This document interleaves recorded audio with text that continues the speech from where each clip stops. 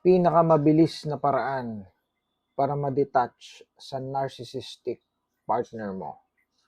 So kung gusto mong ma-detach yung iyong kalooban, no, yung iyong nararamdaman ay maihiwalay mo na sa iyong narcissistic partner. Kasi yun yung nagiging problema eh.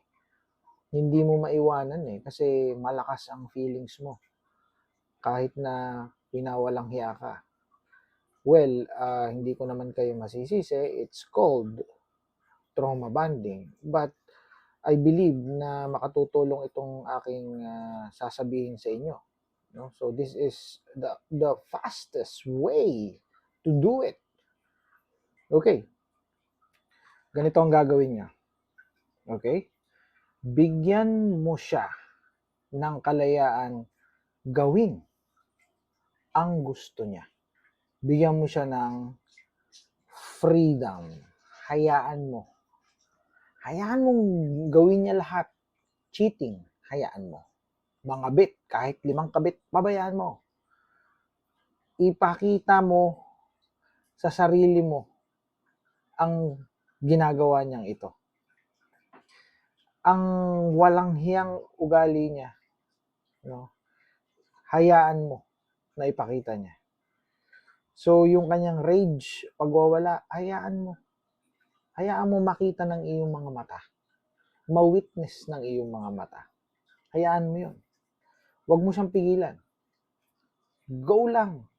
Hayaan mo lang. Yung mga panlalait niya, hayaan mo lang. Huwag mo siyang pigilan. Yung pangmamaliit niya sa'yo, hayaan mo lang.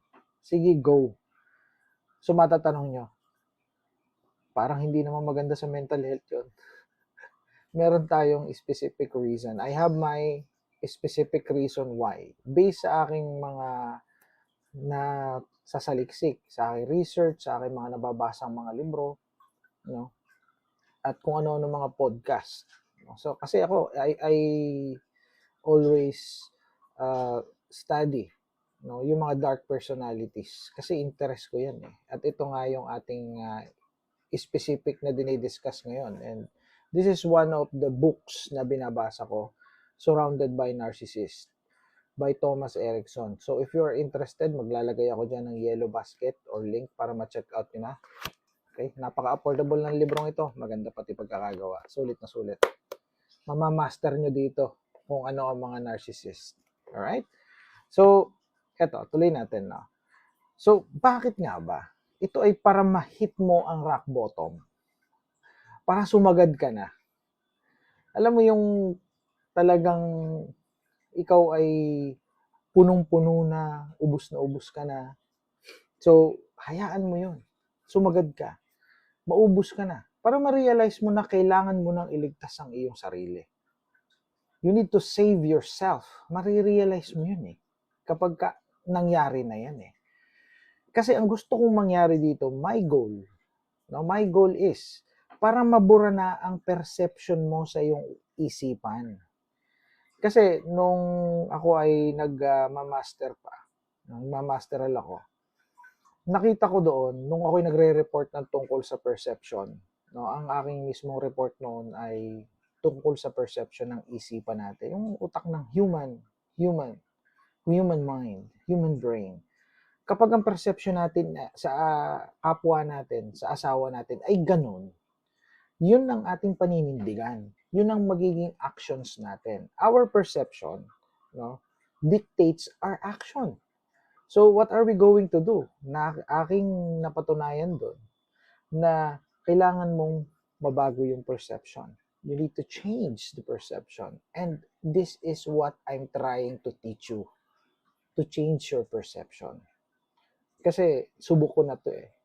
Marami na akong mga librong binasa tungkol dito. And this is a very little word, perception. But it will save you. It will save you. So, yung perception na yun, at yung paniniwala na yun, magbabago siya at siya ay mabait at siya ay maayos na tao. Ma-erase yun sa isip ninyo dahan-dahan. Gradually. Mapapalitan nyo ng katotohanan. Mapapalitan nyo ng tunay na pangyayari. Tunay niyang pagkatao. So, hayaan mong ipakita niya yung monstrous self niya, yung halimaw na ugali niya, yung pagiging halimaw niya, para lumaya ka na. Okay? So, I hope this content will help you na makaalis sa ganitong klase ng delubyo, sa ganitong klase ng trauma bonding. Alright? So, see you in my next content. Bye for now.